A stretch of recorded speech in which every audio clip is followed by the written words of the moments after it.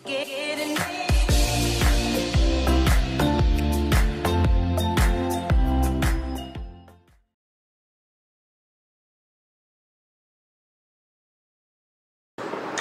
Student, welcome back. Previous lecture में हमने बात किया था वर्किंग प्रिंसिपल ऑफ पोटेंशियोमीटर। ये कंटिन्यूएशन वाला ही लेक्चर है, तो पिछला लेक्चर अगर आपने नहीं देखा है तो प्लीज प्लीज प्लीज पहले वो देखो, समझने का कोशिश करो, तो ही आपको इसके एप्लीकेशन समझ में आएंगे। ठीक है, तो we are going to start with the application of potentiometer. कहां पे पोटेंशियोमीटर यूज होता है? इन शॉर्ट, मैंने लास्ट टाइम ही बोला था, लास्ट लेक्चर में बोला था कि पोटेंशियोमीटर का यूज होता है ईएमएफ फाइंड करने में। ओके, तो potentiometer is basically used to find EMF of the cell. तो मैंने देखो ये सेल है, ये वायर है, पोटेंशियोमीटर वायर एक लॉन्ग वायर है। मुझे बताओ कितने मीटर की वायर है? ये 4 मीटर की वायर है। आप चेक कर सकते हो 1 meter 1 meter 1 meter 1 metre.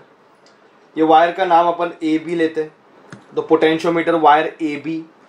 It is connected in series with the cell key and a rheostat. It is connected in series with the cell key and rheostat. ये जो सेल है, let us से this is cell E, ये driving cell है। ये driving cell है, मतलब ये सर्किट में करंट भेजेगा। ओके, आप देखो यहां पे 2 सेल लगाए हुए हैं, E1 एंड E2। ओके, उसके आगे कीज है and there is a galvanometer connected to it and a jockey. ठीक है, तो बेसिकली ये ऐसा स्ट्रक्चर है, सर्किट मैंने बनाया है। अब बच्चों आपको ईएमएफ फाइंड करना है सेल का, वो सोचो E1 या फिर E2 दोनों में से कोई एक है। ओके, लेट अस से आपको E2 नोन है और E1 फाइंड करना है। ठीक है, ये गारंटेडली ये E के ये सब तो अपने को पता ही है। E2 is known to you and अपने को E1 फाइंड करना है। तो let's see how we are going to find it. Okay, चालू करें। सबसे पहले तो मैं इसमें की डालता हूं। द मोमेंट इसमें मैंने की डाला तो करंट ऐसे फ्लो होगा, बराबर कि नहीं? ये पूरे सर्किट में से करंट ऐसे फ्लो होगा क्योंकि ये ड्राइविंग सेल है। आपको अगर लग रहा है कि ये करंट ज्यादा है, आपको अगर लग रहा है कि ये करंट ज्यादा है, तो इस करंट को कंट्रोल कर सकते हो बाय यूजिंग रियोस्टेट। सपोज इसकी वैल्यू 10 वोल्ट है, तो ए और बी के अक्रॉस 10 वोल्ट रहेगा, यस और नो? तो answer is no. We can keep it between 0 to 10 volt using rheostat. कुछ भी हो सकती है क्योंकि यहां पर रियोस्टेट लगाया हुआ है। तो रियोस्टेट क्या करेगा? इसकी वैल्यू डिसाइड करेगा कि भाई 10 वोल्ट रखनी है, पोटेंशियल डिफरेंस ए और बी में 8 वोल्ट रखना है, 6 वोल्ट रखना है। तो सपोज मैंने 6 वोल्ट रखा, तो यहां से जो करंट जा रहा है वो कम हो जाएगा, 10 वोल्ट लगा, ज्यादा करंट जाएगा, पोटेंशियल डिफरेंस बढ़ेगा, तो गारंटेडली करंट बढ़ने वाला है। बराबर बच्चों ना? तो चलो मैंने इसमें की डाल दिया, यहां से करंट ऐसे फ्लो होना चालू हो गया। ठीक है, अब मैंने यहां पे की डाल दिया। द मोमेंट मैंने वहां पे की डाल दिया, अब मुझे बताओ इन दोनों में से कौन सा सेल एक्टिवेट हो गया? E1। बराबर है? अभी भी इसमें से कोई करंट फ्लो नहीं हो रहा because it is a open circuit. But moment आप सोचो इसको आपने कनेक्ट कर दिया किसी पॉइंट पे, तो इसमें से करंट फ्लो होगा कि नहीं होगा? आंसर इज होगा। तो करंट फ्लो कौन कराएगा? E1। E2 करंट फ्लो नहीं कराएगा क्योंकि E2 is the open circuit. तो स्टेप 1 जो है, स्टेप 1 उसमें E1 is active, let us से। Okay, E1 is active and E2 is not. तो अब मुझे बताओ, जैसे ही मैंने इसको कनेक्ट कर दिया, वॉर शुरू होगा। किसके बीच में? ये जो ड्राइविंग सेल है और ये जो ईएमएफ है, इन दोनों में वॉर शुरू हो गया। बराबर है? चलो, अगर E1 के हिसाब से करंट जाएगा, मतलब इसने जो ताकत लगाई E1, उसके हिसाब से करंट जाएगा ऐसे, और ये जो करंट भेजता है वो ऐसे ऊपर की तरफ, मतलब ये जो E है वो ऐसे करंट भेजने को देखेगा और ये जो E1 है वो ऐसे करंट भेजने को देखेगा। तो करंट मुझे बताओ ऐसे जाएगा क्लॉकवाइज या फिर ऐसे जाएगा एंटी क्लॉकवाइज? ये कौन डिसाइड करता है कि भाई कौन ज्यादा ताकत लगा रहा है? अगर E1 ने ज्यादा स्ट्रेंथ लगाया तो ऐसे करंट फ्लो होगा, E ने ज्यादा स्ट्रेंथ लगाया तो ऐसे करंट फ्लो होगा। हमें करंट फ्लो ही नहीं कराना है, तो अलग अलग पॉइंट पे इस जॉकी को टच कर रहा हूं। लेट अस से मुझे ये पॉइंट P1 मिला, where you can see galvanometer is showing null deflection. तो I found P1 where galvanometer shows null deflection बच्चों. The moment galvanometer shows null deflection, मुझे बताओ बच्चों, इसका मतलब इसने जो ताकत लगाया और ये सेल ने जो ये 2 पॉइंट के अक्रॉस ताकत लगाया वो सेम है. इसने कितना ताकत लगाया? E1, पूरा का पूरा ताकत लगा दिया. ये सेल ने कितना स्ट्रेंथ लगाया? जितना पोटेंशियल डिफरेंस बनेगा. ये अपनी पूरी स्ट्रेंथ किसके अक्रॉस लगाता है? ए और बी, क्योंकि वो ए और बी के अक्रॉस कनेक्टेड है. तो ए और P1 के बीच में जितना पोटेंशियल डिफरेंस बनेगा VAP1, उतना ये स्ट्रेंथ लगाएगा. वर्किंग प्रिंसिपल के हिसाब से ये क्या आएगा? KL1. तो L1 लेंथ मेजर कर लिया. जो मैंने उधर बताया वही सेम चीज बता रहा हूं, बाकी कुछ नहीं है. आई call this equation number 1. Now student, step 2 में हम क्या करेंगे? E2 को एक्टिव करेंगे. E2 को एक्टिव करते चलो, मतलब ये की यहां से निकाल के यहां डाल देते हैं. अब मैं की 2 में की डाल रहा हूं. अभी ये ओपन कर दिया, ये क्लोज कर दिया. अभी मुझे बताओ E2 एक्टिव है, यहां से कोई करंट फ्लो नहीं होगा. अभी वॉर किसके बीच में शुरू होगा बताओ? अभी वॉर शुरू होगा E2 और इसके बीच में. अभी ये तो हिस्सा है ही नहीं. तो ये कितनी ताकत लगाता है? जितनी उसकी पूरी की पूरी है. ए और P1 के बीच में ही तो कनेक्टेड है वो. ये कितनी ताकत लगाता है? जितना पोटेंशियल डिफरेंस बनेगा. मैं क्या कर रहा हूं? जो जीतेगा उसके हिसाब से करंट फ्लो होगा. मुझे करंट में इंटरेस्ट ही नहीं है बच्चों. मैं चाहता हूं कि गैल्वानोमीटर नल डिफ्लेक्शन बताए. तो मैंने जॉकी लिया, अलग अलग पॉइंट पे टच किया. चलो कंसीडर करो, ये पॉइंट P2 मिला where galvanometer shows null deflection. ठीक है ना? P2 पे गैल्वानोमीटर शोज नल डिफ्लेक्शन बता. तो इसका मतलब ये जो ताकत लगा रहा है, ओके, कितनी लगा रहा है? जितना पोटेंशियल डिफरेंस है. याद रखना, ये पूरा स्ट्रेंथ लगाता नहीं है. ये ड्राइविंग सेल है, ये पूरा स्ट्रेंथ ए और बी के अक्रॉस लगाता है. तो ए और P2 के अक्रॉस इसने कितना स्ट्रेंथ लगाया? VAP2. और इसने कितना स्ट्रेंथ लगाया? पूरा लगा दिया E2, है ना? गारंटेडली इक्वल हो गए रहेंगे, इसलिए गैल्वानोमीटर शोज नल डिफ्लेक्शन. तो E2 की वैल्यू कितनी है? KL2. I call this equation number 2. दोनों को डिवाइड कर दो. तो E1 upon E2 is equal to KL1 upon KL2. के कैंसिल. तो E1 upon E2 is equal to L1 upon L2. मिल गया कि नहीं फॉर्मूला?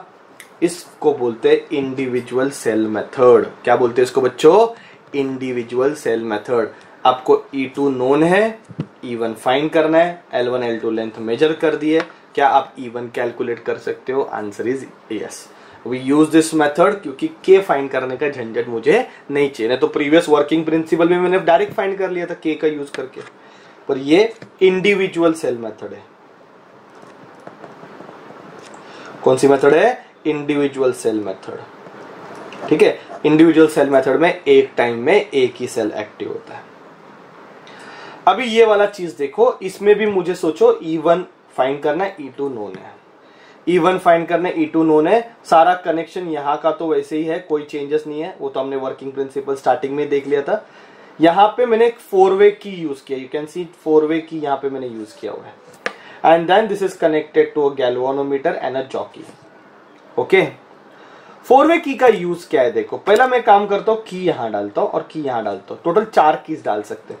तो पहले मैंने की यहां डाल दिया तो ये कनेक्ट हो गया, और फिर मैंने की यहां डाल दिया तो ये कनेक्ट हो गया.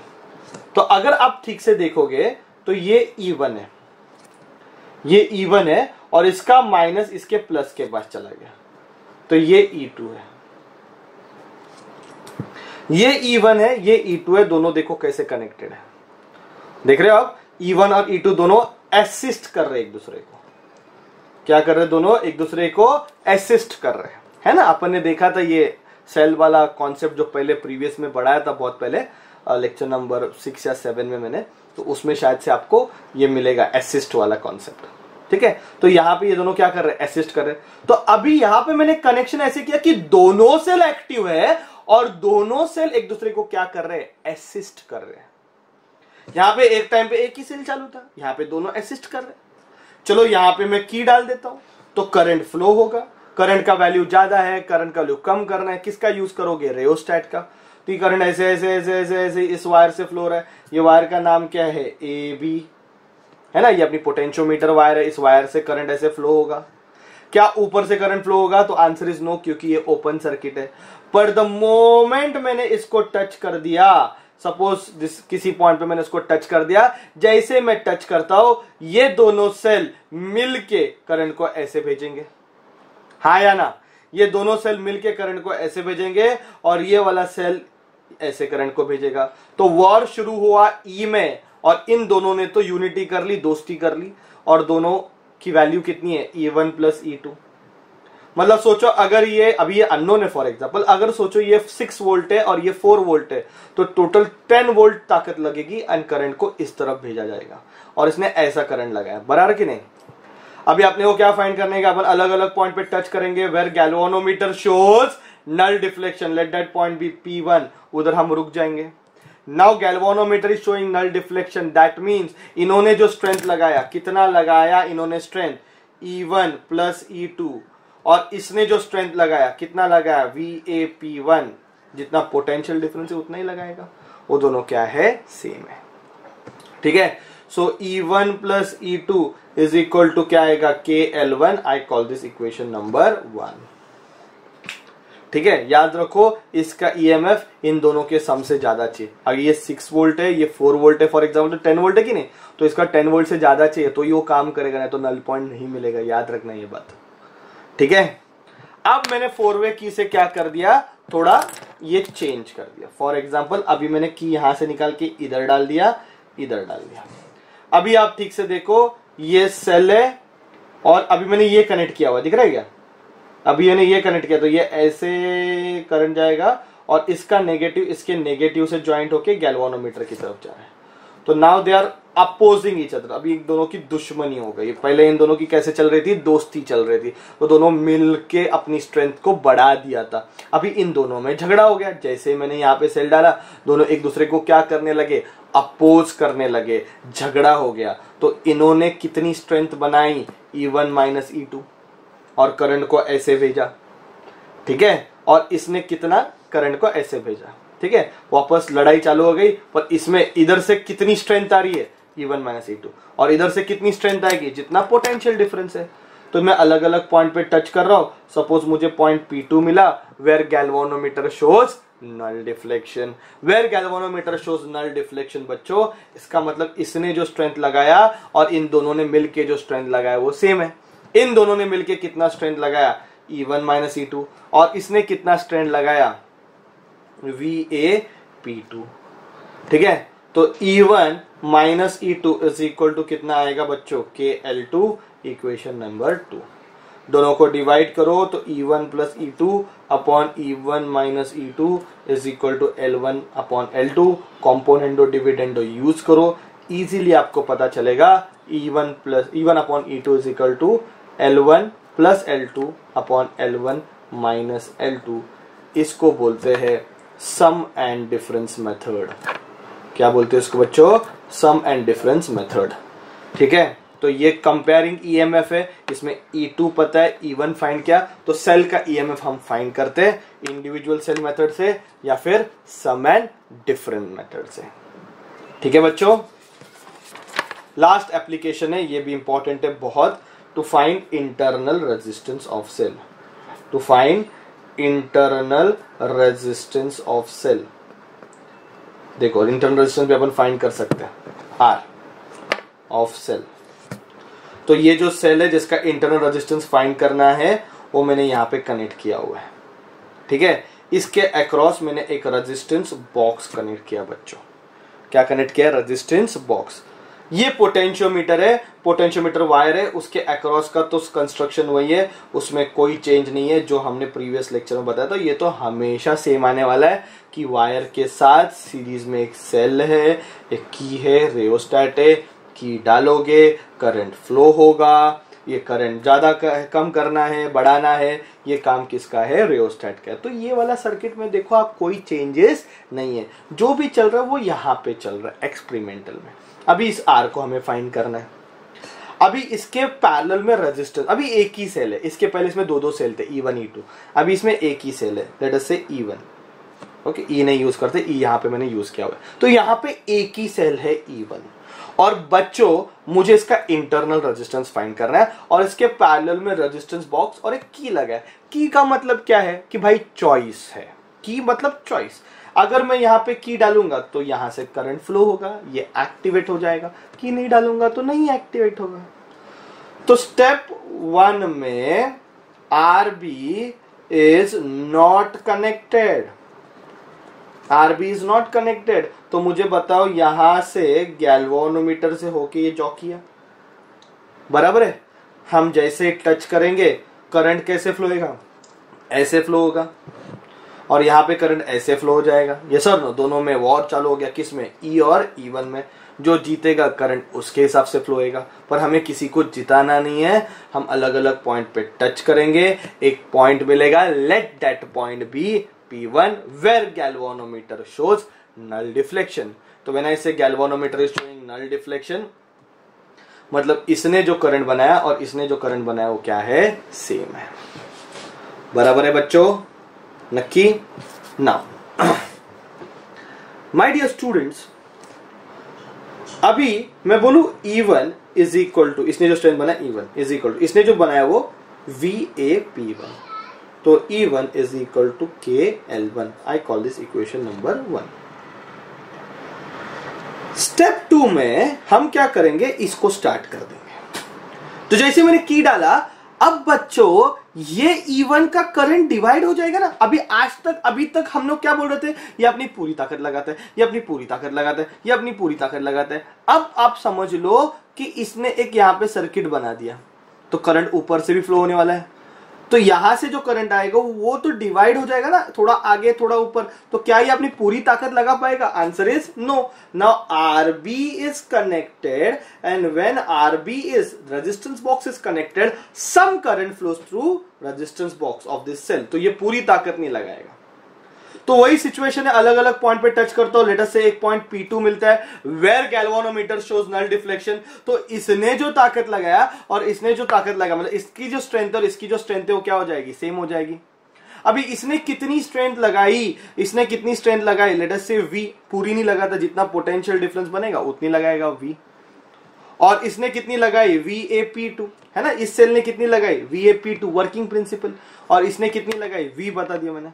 तो V is equal to IL2, sorry K, V is equal to KL2। I call this equation number 2। अभी 1 और 2 को डिवाइड कर दो। द मोमेंट 1 और 2 को डिवाइड करोगे, E1 upon E2 is equal to KL1 upon KL2, sorry E1 upon V आ जाएगा, very sorry, E1 upon V, है ना, V1 upon V is equal to KL1 upon KL2। के कैंसिल होएगा। E का फॉर्मूला अपन लिखा था I into RB plus R, circuit देख लो यहाँ पे, और V का फॉर्मूला क्या है, IR, है ना, IRB लिखता हूं मैं, is equal to L1 upon L2। I और I क्या हो जाएगा, कैंसिल, तो RB के नीचे RB लेके जाओगे, 1 upon RB is equal to L1 upon L2। तो R upon RB is equal to L1 upon L2 minus 1। तो R is equal to RB into L1 upon L2 minus 1। तो ये बन गया इंटरनल रेजिस्टेंस का formula. Learn करना है formula आपको, नो डाउट। अभी L1 क्या है, the length when this is open circuit, मतलब RB कनेक्टेड नहीं था, और L2 क्या है, बैलेंसिंग लेंथ जब RB कनेक्टेड था, ठीक है। और R इंटरनल से मुझे फाइंड करना है। RB क्या है, जितना रेजिस्टेंस बॉक्स में से अपन रेजिस्टेंस निकालेंगे, क्योंकि वो वेरिएबल रेजिस्टेंस है, वो अपन डिसाइड करेंगे कितना है, तो RB इसकी वैल्यू है। सो ये फॉर्मूला है, इस फॉर्मूला से हम क्या फाइंड कर सकते हैं, internal resistance of the cell. देखो थोड़ा डिटेल में मैं बता रहा हूँ, जो दिस इज जेई नीट का क्रैश कोर्स टाइप, मैंने थोड़ा मतलब इसमें जेई नीट का कंटेंट मैंने ज्यादा डाला हुआ है, तो भी मैंने डिटेल में बताया, क्योंकि सम सॉल्व करने में कॉन्फिडेंस आएगा when you know the theory part. Conceptual आपका थ्योरी का जितना क्लियर रहेगा ना, उतना सम टैकल करने में, क्वेश्चन समझने में आसानी हो जाती है। तो 3 एप्लीकेशन मैंने किया, वर्किंग प्रिंसिपल बताया। I hope you understood. नहीं समझा तो एक बार फिर से नोट डाउन करो, देखो अच्छे से वीडियो को, ठीक है। So that's complete upon the potentiometer के सारे थ्योरी जो मैंने बताई। अभी नेक्स्ट लेक्चर से हम इसके न्यूमेरिकल सॉल्व करेंगे और कॉन्फिडेंस डेवलप करेंगे, क्योंकि इसके न्यूमेरिकल जेई नीटी नहीं बोर्ड्स के लिए भी ज्यादा इंपॉर्टेंट है। ये बोर्ड्स का कंटेंट भी मैंने यहाँ पे पढ़ा दिया है। Thank you very much all of you.